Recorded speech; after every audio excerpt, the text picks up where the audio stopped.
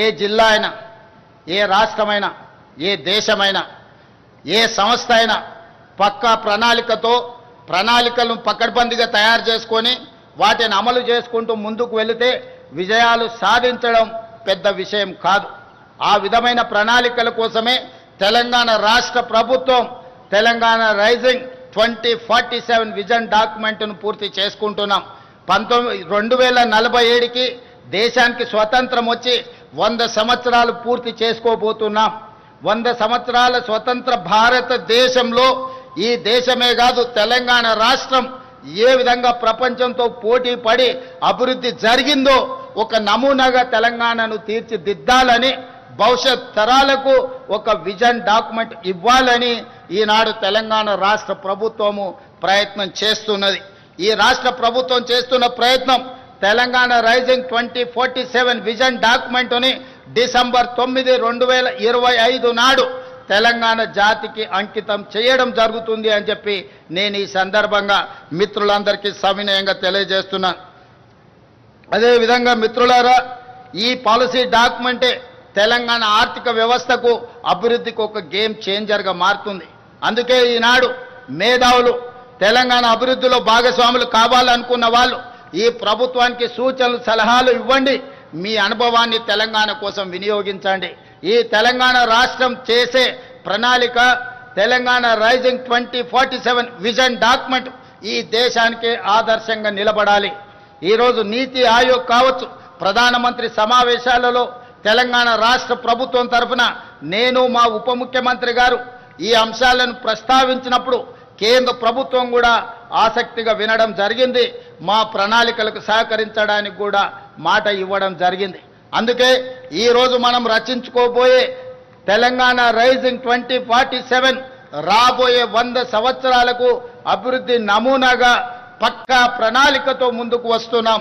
ఈ ప్రణాళిక తెలంగాణ ముఖ చిత్రాన్ని మార్చబోతుంది. ఈ ప్రణాళికనే తెలంగాణ నిరుద్యోగ యువతకు ఉజ్వల భవిష్యత్తును అందించబోతుంది అని చెప్పి నేను ఈ సందర్భంగా తెలియజేస్తున్నాను మిత్రులారా. అదేవిధంగా ఇందులో భాగంగానే భారత్ ఫ్యూచర్ సిటీ ఈరోజు 400 సంవత్సరాల ముందు కులీ కుతుబ్షాయిలు, నిజాం సర్కార్లు, అదేవిధంగా బ్రిటిషర్సు, అదేవిధంగా ఉమ్మడి రాష్ట్రంలో ఆనాటి ముఖ్యమంత్రులు ఈరోజు హైదరాబాద్ను, సికింద్రాబాద్ను, సైబరాబాద్ను నిర్మించడం జరిగింది. ఈరోజు మన అవసరాలు పెరిగిపోయినాయి. ఈరోజు ఉన్న వ్యవస్థ, ఈ ఉన్న మొత్తం మనకున్న సిస్టమ్ అంతా కూడా సరిపోవడం లేదు. అందుకే ఈరోజు తెలంగాణ రాష్ట్ర ప్రభుత్వం పూర్తి స్థాయిలో ఆలోచన చేసి ఒక గొప్ప నగరాన్ని నిర్మించాలి, అది భారత్కే ఒక ఫ్యూచర్ సిటీగా, ఒక భవిష్యత్తు నగరంగా ఉండాలని ఆలోచన చేసి శంషాబాద్ ఎయిర్పోర్ట్కు కూతవేటు దూరంలో ఈనాడు భారత్ ఫ్యూచర్ సిటీని ప్రణాళికలు చేస్తున్నాం. దాదాపుగా 30,000 ఎకరాలలో ప్రపంచంలోనే ఒక అభివృద్ధి చెందిన నగరంగా ఈరోజు కొత్త నగరాన్ని నిర్మించుకోబోతున్నాం. దీనికి కూడా తొందరలోనే పనులు ప్రారంభిస్తాం. వాటన్నిటి కూడా ప్రణాళికలు సిద్ధమైనవి. కొంతమంది అక్కడి ప్రాంత రైతులను, ఆ ప్రాంత ప్రజలను రెచ్చగొట్టాలన్న ఆలోచన చేస్తారు. వాళ్ళు చేయనిది ఇతరులు ఎవరు చేసినా వాళ్ళ యొక్క అక్కసు, అసూయ వాళ్ళ మాటల్లో కనిపిస్తుంది. ఇలాంటి వాటిని తిప్పికొట్టాలి. ఒక గొప్ప నగరాన్ని నిర్మించుకునే అవకాశం ఈ తెలంగాణ రాష్ట్ర ప్రజలకు దక్కింది. అందుకే భారత్ ఫ్యూచర్ సిటీ నిర్మాణంలో ఆ ప్రాంత రైతులు కానీ, ఆ ప్రాంత ప్రజాప్రతినిధులు అందరూ కలిసి రావాలి. వాళ్ళందరికీ అవగాహన కల్పించే కార్యక్రమాన్ని కూడా రాష్ట్ర ప్రభుత్వం తీసుకుంటుంది. రేపు భవిష్యత్తు నగరం ప్రపంచానికే వేదిక కాబోతుంది. పెట్టుబడులకు కానీ, సాంకేతిక నైపుణ్యాన్ని కానీ, అభివృద్ధి ప్రణాళికలకు అదొక వేదిక కాబోతుంది. ఇది తెలంగాణ రాష్ట్ర ఆదాయాన్ని పెంచడమే కాకుండా తెలంగాణ రాష్ట్రాన్ని ఆర్థిక రంగంలో నిలదొక్కునేలా చేసి ఒక ధనిక రాష్ట్రంగా తెలంగాణను తీర్చిదిద్దే అవకాశం ఉంది. దానికి కూడా మీరందరి సహకారం ఉండాలి, ప్రజలకు అవగాహన కల్పించాలి అని చెప్పి మన వాళ్ళందరినీ, ప్రజాప్రతినిధులను, ప్రజా సంఘాలను కూడా నేను రిక్వెస్ట్ చేస్తున్నాను. దానికి రీజనల్ రింగ్ రోడ్డు అభివృద్ధికి రాచమార్గంగా మారబోతుంది. ఈరోజు 160 కిలోమీటర్ల ఔటర్ రింగ్ రోడ్డు ఈరోజు మనకింత అభివృద్ధి తెచ్చిపెట్టింది.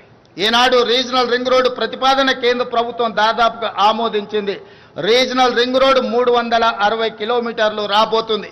రీజనల్ రింగ్ రోడ్డుతో పాటు రీజనల్ రింగ్ రైలు ప్రణాళికలు కూడా కేంద్ర ప్రభుత్వం దాదాపుగా ఆమోదించింది. అదేవిధంగా ఈ రోజు రీజనల్ రింగ్ రోడ్కి, ఔటర్ రింగ్ రోడ్డు నుంచి రీజనల్ రింగ్ రోడ్కి మధ్యలో మనం రేడియల్ రోడ్స్ వేసుకోబోతున్నాం కొత్తగా. ఈరోజు హైదరాబాద్ కానీ, బెంగళూరు రోడ్డు కానీ, లేకపోతే ముంబై రోడ్డు కానీ ఆల్రెడీ గ్రామాలు, పట్టణాలు అభివృద్ధి చెందినాయి. రోడ్డు వైడనింగ్లో వాటిని కూలగొట్టాలంటే చాలా కష్టమైన పని అయింది, పేదలకు నష్టం జరుగుతుంది. అందుకే నూతనంగా రేడియల్ రోడ్స్ ప్లాన్ చేస్తున్నాం. ఈనాడు మనము ఫ్యూచర్ సిటీ నుంచి ఒక రేడియల్ రోడ్, అదేవిధంగా బుద్వేల్ కోత్వాల్గూడ నుంచి ఈరోజు చందన్వాల్లి నుంచి కొడంగల్ వరకు ఇంకొక రేడియల్ రోడ్డుని ఈ రకంగా 10 నుంచి 12 రేడియల్ రోడ్స్ని ఔటర్ రింగ్ రోడ్డు నుంచి రీజనల్ రింగ్ రోడ్డుకు వేయదలుచుకున్నాం. ఇదే కాదు, ఈనాడు కేంద్ర ప్రభుత్వంతో మాట్లాడాం. బుల్లెట్ ట్రైన్ అంటే జనాలు జపాన్ గురించి జపాన్ వైపు చూస్తారు. జపాన్ తర్వాత నరేంద్ర మోడీ గారు గుజరాత్కు తీసుకెళ్ళాడు. నేను అడిగిన ప్రధానమంత్రి గారిని, మాకు కూడా బుల్లెట్ ట్రైన్ కావాలి, సౌత్లో ఉండే నగరాలకు కనెక్టివిటీ పెరగాలని. మొన్న జరిగిన ప్రభుత్వ సమీక్షలో కేంద్ర ప్రభుత్వం నుంచి ప్రతినిధులు వచ్చిండ్రు. ఈనాడు ఫ్యూచర్ సిటీ నుంచి అమరావతి, అమరావతి నుంచి చెన్నైకి బుల్లెట్ ట్రైన్, అదేవిధంగా ఫ్యూచర్ సిటీ నుంచి బెంగళూరుకు బుల్లెట్ ట్రైన్, బెంగళూరు నుంచి చెన్నైకి బుల్లెట్ ట్రైన్ ప్రతిపాదనలు ఈరోజు మన ముందు ఉన్నాయి. భవిష్యత్తులో ఎక్స్ప్రెస్ గ్రీన్ఫీల్డ్ హైవేలే కాదు, వాటితో పాటు బుల్లెట్ ట్రైన్ కూడా ఈరోజు మనకు రాబోతుంది. ఇవన్నీ కూడా గ్రోత్ ఇంజన్లుగా మారబోతున్నాయి. అందుకే మనకు ఈరోజు తెలంగాణ అభివృద్ధి ప్రణాళిక ఒక గొప్పగా మనం ప్రయత్నం చేస్తున్నాం. వీటన్నిటిలో మీ అందరి సహకారం ఉండాలి. జపాన్, సింగపూర్ లాంటి దేశాలు అభివృద్ధి చెందినాయని మాట్లాడుతున్నాం. అభివృద్ధి చెందడానికి ప్రధానమైన కారణం నాయకుల యొక్క సంకల్పం, ప్రభుత్వాల యొక్క ప్రణాళిక. అందుకే ఈనాడు జపాన్ కావచ్చు, సింగపూర్ కావచ్చు, లేకపోతే ఇతర అభివృద్ధి చెందిన దేశాలు ఏవైనా సరే మన ప్రాంతం వెనుకబడి ఉండకూడదు. మనకు మేధస్సు ఉంది, మనకు పరిస్థితులు